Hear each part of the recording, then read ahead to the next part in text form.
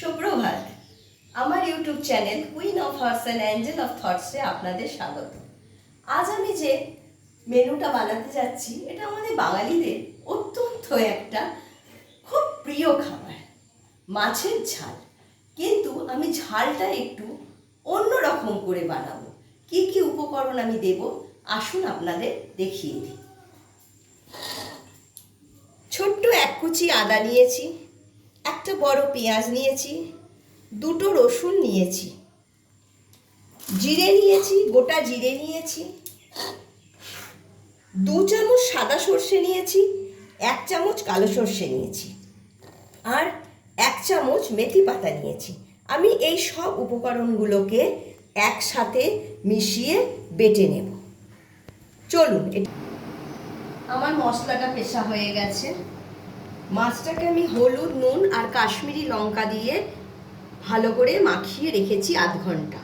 এবার আমি মাছটা একে একে ভাজবো।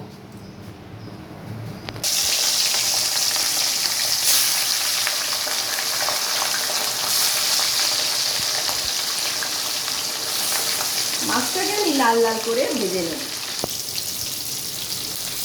মাছটা আমার লাল লাল করে ভাজা হয়ে গেছে। এবার আমি মাছটাকে তুলে নেব।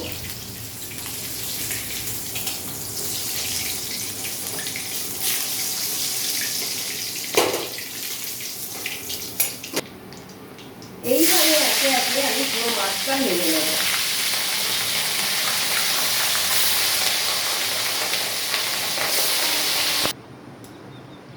আমার মাছ ভাজা হয়ে গেছে। এবার মশলাটাকে আমি ভালো করে ভেজে নেব।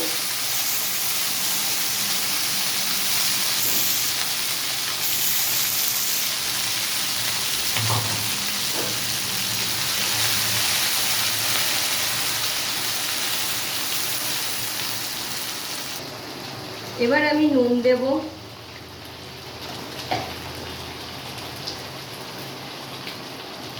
হলুদ দেব,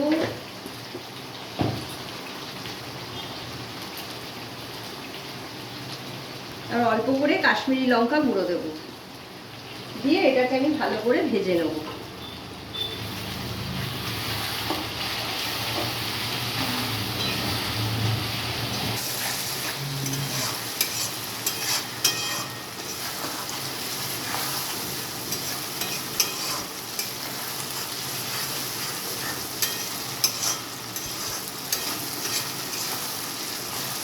আমার মশলাটা মোটামুটি ভাজা হয়ে গেছে। এবার আমি জল দিয়ে দেবো। মাছটা যেটা একটু বেশি আছে আমি একটু জলটা বেশিই দেবো। এবার আমি জলটাকে ফুটতে দেবো। মশলাটা ভালো করে নাড়িয়ে চাড়িয়ে নিই। আমার ঝোলটা ফুটে গেছে।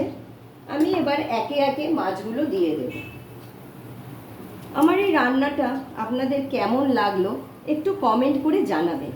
আর যদি ভালো লেগে থাকে প্লিজ আমার চ্যানেলটাকে সাবস্ক্রাইব করে দেবেন। আমি ইনগ্রেডিয়েন্ট আর প্রসিডিওরটা ডেসক্রিপশন বক্সে দিয়ে দেবো।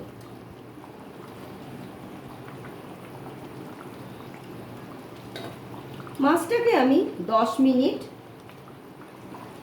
ফোটাবো যাতে গ্রেভিটা ভালো করে মাছের ভেতর ঢুকে যায়।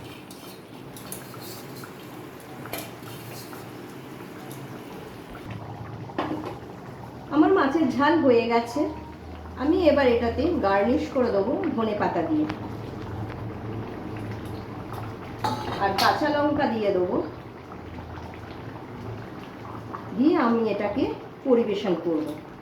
আপনারা সবাই এই রান্নাটা করবেন, করে কেমন হয়েছে আমাকে একটু কমেন্ট বক্সে জানাবেন।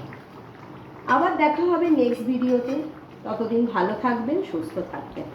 Bye bye.